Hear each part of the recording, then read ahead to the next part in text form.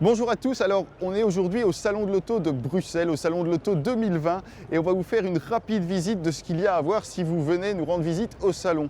Alors on ne va pas vous montrer toutes les nouveautés mais on va essayer quand même de vous montrer les voitures que nous on a vraiment appréciées, qu'on a bien aimées. Et pour ça je ne suis pas tout seul puisque j'ai invité Félix à faire le tour avec moi. Et on va vous montrer nos top, nos flops et en plus, on a répété. Allez, on y va.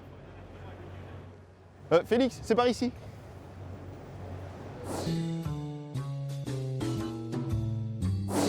Honda E. Qu'est-ce que t'en Honda penses? E. Petite électrique, superbe voiture. Moi je la trouve Ouais. parfaite, elle est funky, elle est jolie, elle est adorable et en plus, elle est trendy. Elle est très trendy. Elle est ouais, trendy, je l'aime. Ah ben ça ou une Mini. Non, par contre le prix est un peu, un peu chaud quand même. Hein. 35 000 €. 35 000 €. Bon, Quelle autonomie? Je sais pas, j'ai pas fait mes études. à peu près 200 km WLTP, donc c'est plutôt correct. Mais pour une citadine, bien sûr, puisque c'est vraiment une voiture destinée à rester en ville. Par contre, pour 35 000 €, c'est quand même super technologique, hein, parce qu'on a des caméras à la place des rétros. À la place des rétros. Et puis à l'intérieur, il y a 5 écrans en lieu et place du tableau de bord. Donc voilà, c'est ultra technologique, c'est un parti pris, mais par contre, pour une citadine, ça reste un budget. Ceci dit, t'as pas vu le plus important. Oh là là, magnifique! Joli. Magnifique, avec une prise type 2 et une prise combo pour une charge rapide, ça c'est très bien. Et vu que c'est une Honda, on est certain qu'elle fera ça jusqu'à 600 000 km. Si tout va bien. Si tout va bien. Allez, on continue. Allez. Alors, Ford Puma.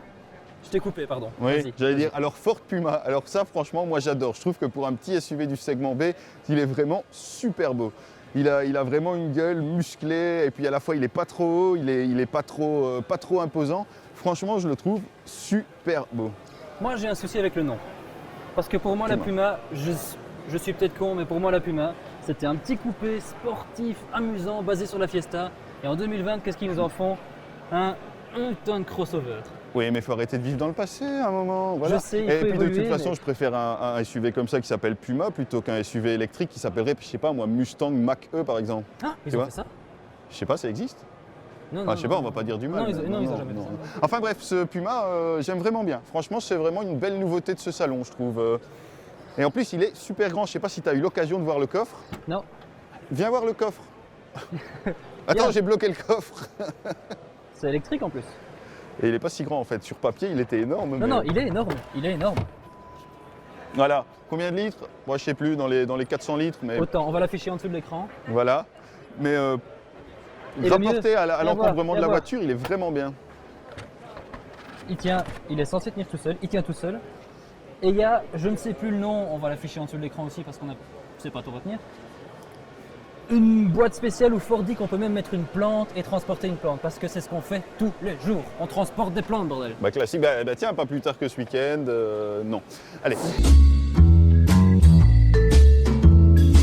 The New G. Ah oui, c'est celle là. Voilà. C'est celle là, ok, c'est vrai. Faut pas inventer l'eau chaude non plus. Bon, Bon, plus grand qu'avant. plus court mais plus haut, donc meilleure habitabilité à bord et plus grand coffre, je crois qu'on gagne 20 ou 25 litres de coffre, donc c'est plutôt pas mal. Très important. Connectivité?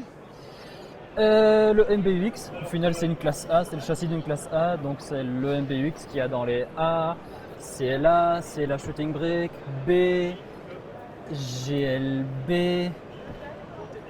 Il y en a d'autres? Je sais pas. Je sais plus Ah. non plus. Et donc c'est en fait le système qui permet de commander plein de fonctions de manière vocale en disant simplement Hey Mercedes et en posant une question par exemple Hey Mercedes j'ai froid et puis le système va augmenter automatiquement la température de la climatisation d'1 ou 2 degrés, c'est bien ça. Hein. Et c'est pratique parce que c'est pas du tout ennuyant quand on est en train de parler d'une Mercedes à l'intérieur d'une Mercedes. Du tout, du tout. Et puis si tu as une amie qui s'appelle Mercedes qui est avec toi à bord et tu dis Hey Mercedes, au fait je sais pas parler de ça, et ben le système va te dire Oui, excusez-moi, c'est ce je que je n'ai peux pas faire pour compris vous. le sens de votre question. Voilà. Alors ça franchement c'est une des plus belles bagnoles du salon. La nouvelle Jaguar F-Type, restylée. Tu trouves ça beau toi?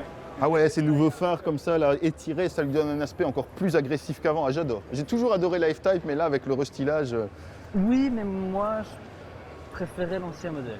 C'est con à dire, hein, mais je trouve que c'est un petit peu trop fin, un petit peu trop félin. Et puis surtout ça, c'est inutile, en plus ça sert à rien, c'est faux. C'est toi qui... Elle est jolie, elle est pas magnifique, mais elle est jolie. Puis aussi il y a un nouveau V8, 450 chevaux. Oui, mais il n'y a plus de V6. V6. Il y a plus de V6. Et il reste toujours un 2 litres turbo de 300 chevaux qui franchement marche vraiment pas mal. Pour ceux qui n'aiment pas payer les taxes. Et oui, et puis en fait, comme c'est un 4 cylindres, le train avant est vraiment plus léger, elle est vraiment sympa à conduire en 300 chevaux. Et- Enfin, l'ancienne l'était, donc on attend vraiment l'essai du nouveau modèle, mais a priori, Et surtout, il consomme moins. Ça c'est important. tout à fait. Alors, qu'est-ce qu'on dit sur le Defender? On dit que c'est un tout nouveau modèle, tout nouveau châssis, tout nouveau moteur. En même temps, l'ancien avait 71 ans, donc il était peut-être temps de... hein. C'est vrai, c'est vrai. Je sais qu'il y en a qui vont dire oh c'est pas un châssis. Ça va non? Mais Qui vont dire oh c'est pas un châssis échelle, oh c'est pas des ponts rigides. Ceci dit, il y a un marché pour ce genre de choses. mais est-ce que tu trouves pas que c'est un peu Cher, trop mais moderne il y a un marché. pour un Defender? Non, non, non. Je trouve justement qu'il faut que Jaguar Land Rover embrasse la modernité. Est-ce que tu La ne bonne penses phrase, la bonne phrase qui veut rien dire. là. Il faut qu'elle embrasse la modernité. Est-ce que tu penses pas que ça va surtout plaire genre aux Américains en manque d'exotisme, à Dubaï, aux Émirats Ouais, c'est peut-être pas faux. C'est Mais peut-être pas faux. le vrai type qui servait de son Defender comme d'un utilitaire, pratiquement comme un tracteur dans la campagne anglaise, Mais il n'y avait plus il va personne. pas s'y ça. Ils ont retrouver. tous des Mitsubishi L200 maintenant. Plus personne n'a ça. Tous les fermiers, Non. toi qui vis à la campagne, tous les fermiers, Ah, ça y est. tous les fermiers, ils ont un pick-up. Non? Non, il y en a qui ont encore des Defenders, bizarrement. Oui, oui. bah, Mais oui. parce que ça ne rouille pas sur un Non, aluminium. le plus bizarre, en fait, c'est à l'intérieur, quand tu as un tableau de bord avec un écran multimédia connecté à l'intérieur. Ça, c'est quand même bizarre. C'est vrai que dans un Defender, c'est une chose qui n'est Ouais. pas très logique. Et une clim bizone aussi. Oui, mais bon, ça permet de justifier le prix d'attaque. Qui De, est de presque 50 000 € pour les versions de lancement. Donc oui, effectivement. Tu veux savoir à combien celle-ci? Oui, dis toujours. 106 043 €. Très bien. Ne claque pas la portière trop fort, s'il te plaît. Oui, c'est... Voilà. On est Il parti. n'y a pas le soft close. Non. MG qui est de retour chez nous. Mais je t'avoue que je regarde ces deux-là, mais la seule chose que je vois, moi, c'est la MGA derrière. Ah, la MGA, mais ça il faudra t'y faire, c'est plus MG comme il faisait des MGA. hein. Maintenant MG ça veut dire SUV électrique, puisque celui-là est uniquement électrique. Moteur électrique donc de 143 chevaux, 263 km d'autonomie si j'ai bon souvenir. Donc voilà, aujourd'hui c'est ça MG. Pourquoi pas, il est pas mal, il coûtera environ 31 000 € en version de base pour un SUV qui est à mi-chemin entre un Peugeot 2008 et un Peugeot 3008, donc le prix est plutôt pas mal, l'intérieur est plutôt bien fini. Enfin, voilà, je pense qu'il y a un petit marché pour ça. Construit en Chine? Construit en Chine, évidemment, je ne pourrais pas l'affirmer, mais de toute façon, les actionnaires sont chinois puisque c'est le groupe SAIC, Ok. premier constructeur chinois, donc Oui, il faut voir comment ça va rouler, parce que les véhicules chinois, ça peut être un petit peu tout et rien, ils sont encore assez neufs sur ce secteur-là. on On va verra. voir ce que ça donne. On va voir ce que ça donne en, Mais en l'essayant. la et première approche était positive, je trouve. la première approche est positive. Allez, continuons. Le Mazda MX-30, premier SUV électrique de Mazda. Combien de kilomètres d'autonomie? Allez, dis-nous tout. Alors, batterie de 35,5 kWh. Tu veux que je monte? Batterie de 35,5 kWh. 200 km d'autonomie, moteur de 143 chevaux et même 264 Nm de couple. C'est Impressionnant. C'est Et alors, ce qui est vraiment bien, c'est que comme c'est une version électrique, ils ont un peu revu leur design et ils ont notamment repris la portière arrière à ouverture antagoniste qui est un peu un clin d'œil, enfin qui est carrément d'ailleurs un clin d'œil à la RX-8, Quel beau français. n'est-ce pas? C'est impressionnant. Mazda Ouais. appelle ça des portes freestyle. C'est un petit peu moins beau que les portes antagonistes. Tout à fait, mais voilà, tu sais, Important, ami dessiné de la par un langue Belge. française. Dessiné par un Belge, Qui? Jo Steenhuis. Mm. Et oui, c'est une voiture électrique, mais Mazda voulait avant tout construire une voiture. On a déjà pu essayer le prototype et c'est la voiture électrique la plus conventionnelle qu'on peut essayer. Ça roule comme une voiture normale. On dirait qu'on roule avec une voiture qui a un très bon moteur essence et une très bonne boîte automatique. On est juste à l'inverse de ce que fait Tesla en somme. Exactement à l'inverse de ce que fait Tesla. D'accord. C'est pas de jeu, pas de fioriture, c'est une voiture comme une autre. On rentre, on met la clé, on démarre. Bon, et en parlant d'électrique, là-bas j'ai vu qu'il y avait une marque aussi Il y a une très chouette plutôt pas marque qui mal. se trouve juste là-bas. Voilà donc la Polestar 2 qui est la concurrente en fait désignée de la Tesla Model 3. C'est-à-dire qu'elle coûtera à peu près le même prix, elle aura à peu près la même autonomie, elle sera vraiment destinée au même type de clientèle, donc principalement les indépendants puisqu'elle sera déductible à 100%, on ne va pas se le cacher. Et sincèrement, moi j'aime bien en plus le look qui reste conventionnel, qui a ce look de berline Volvo quelque part, puisqu'en fait Polestar est la marque électrique performance de Geely, donc la maison mère de Volvo. Vous suivez toujours, ça va? Et voilà, moi j'aime vraiment bien en tout cas. Ça fait de l'info, hein. Ça fait de l'info. Ouais. En somme, 400 chevaux, 400 chevaux, une batterie de 78 kWh, probablement. plus ou moins 400 km d'autonomie, Bon, une façon suédoise de faire l'électrique. Et t'en penses quoi? Moi j'adore. Moi j'adore. aussi. Cher, 55, 53 je pense. Oui, Mais- minimum pour la version de base, mais bon, on est sur le prix d'une Tesla, donc pourquoi Au pas? moins Tesla a enfin de la concurrence. Ouais, Et tout à ça, fait. c'est pas rien. Tout à fait. Allez, on continue.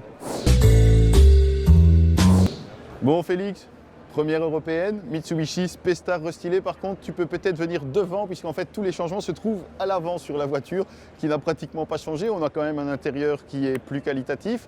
On a un système multimédia mis à jour. Et puis surtout, on a cette nouvelle face avant, avec des inserts chromés, un pare-choc redessiné, et pour que la voiture s'insère en fait dans le nouveau look des SUV Mitsubishi. Qu'est-ce que t'en penses, Félix? On continue? Allez.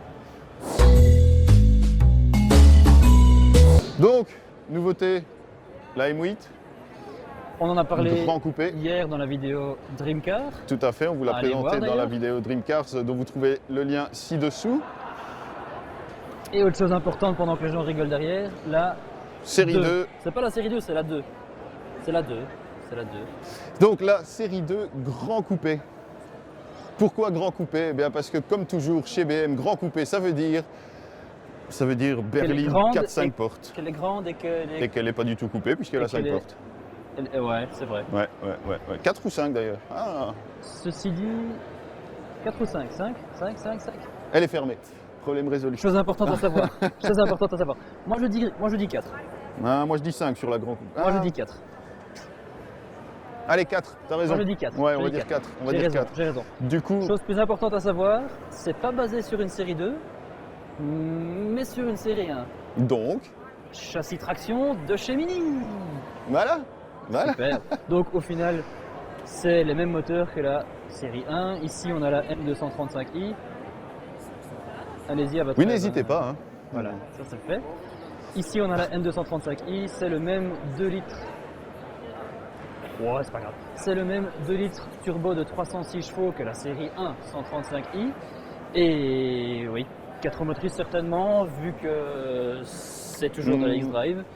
Oui. Voilà, Par c'est- contre, il faut quand même reconnaître que c'est plutôt réussi. Hein. C'est assez C'est réussi. c'est mieux comme, réussi que l'avant. Oui. Va-t-on dire objectivement? Subjectivement, pardon. Non, je trouve ça plutôt réussi. Mais bon, moi je trouve que à ce moment précis, on a vraiment l'opportunité de l'admirer.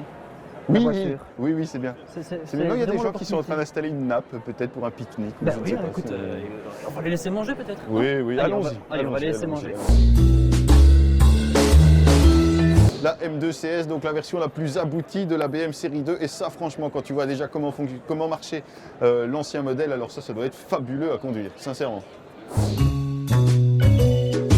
Alors, Golf 8, bon, Golf, la voiture la plus vendue du marché européen, donc depuis combien? Depuis 20 ans, 30 ans. Donc Depuis qu'elle est à lancée. chaque renouvellement, Volkswagen fait bien attention de ne pas se rater. Et pour ne pas se rater, la meilleure chose à faire, c'est de ne pas vraiment changer. Donc cette Golf, même si elle a une face avant qui a été complètement redessinée et qui peut effectivement paraître pour un changement assez profond pour une Golf, eh bien, n'est en fait pas tellement différente. Si vous regardez le reste de la voiture, la forme, l'arrière, tout est classique, disons. C'est une Golf, ni plus ni moins. Et donc, Le ça veut châssis dire que aussi. c'est une très bonne voiture. Le châssis aussi identique.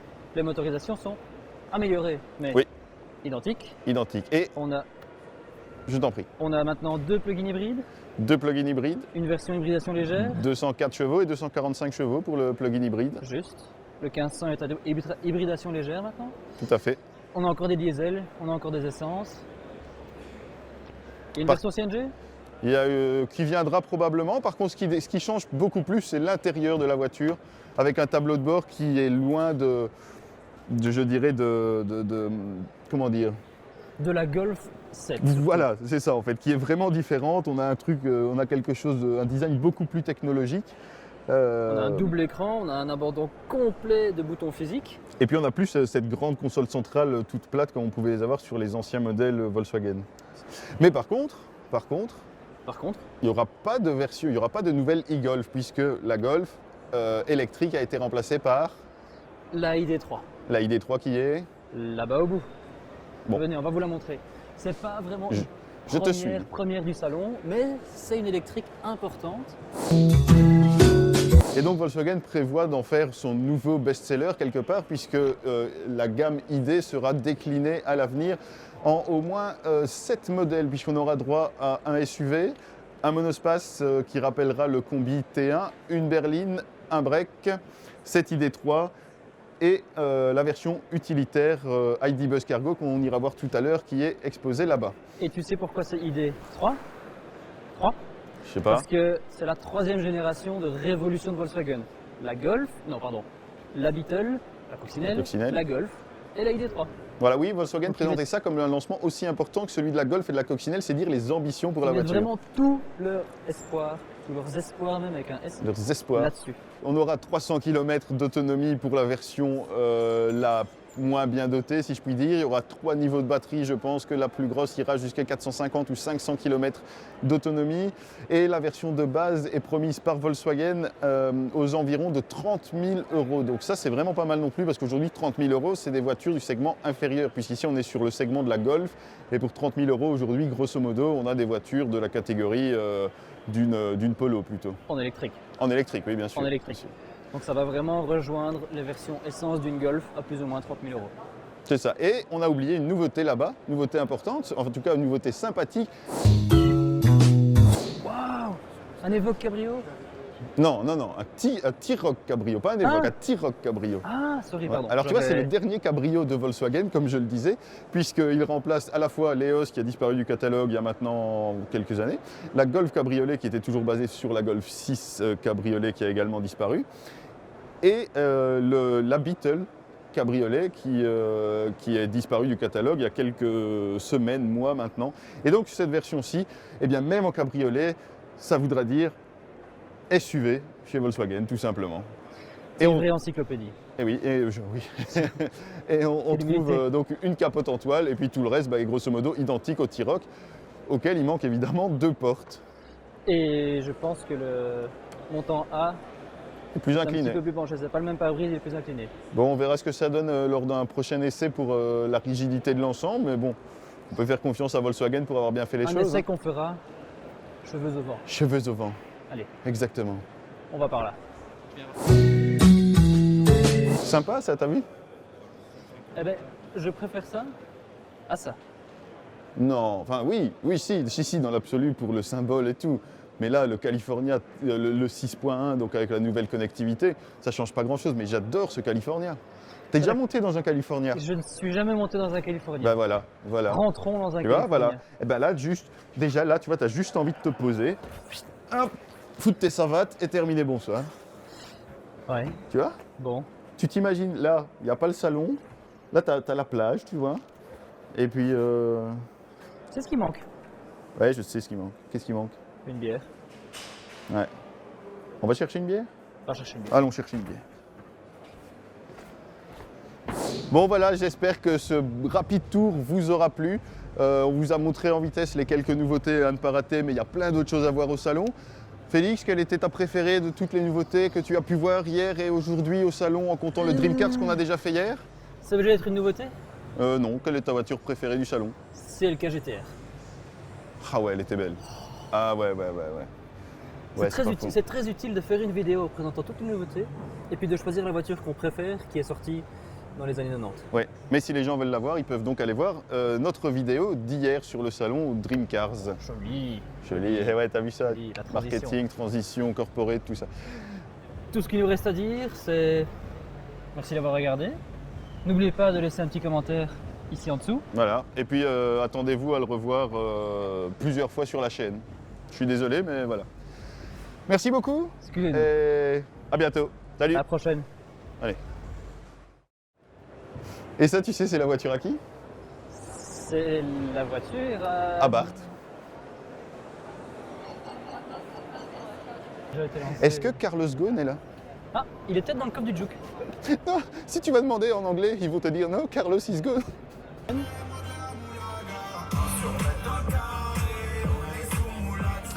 Bon,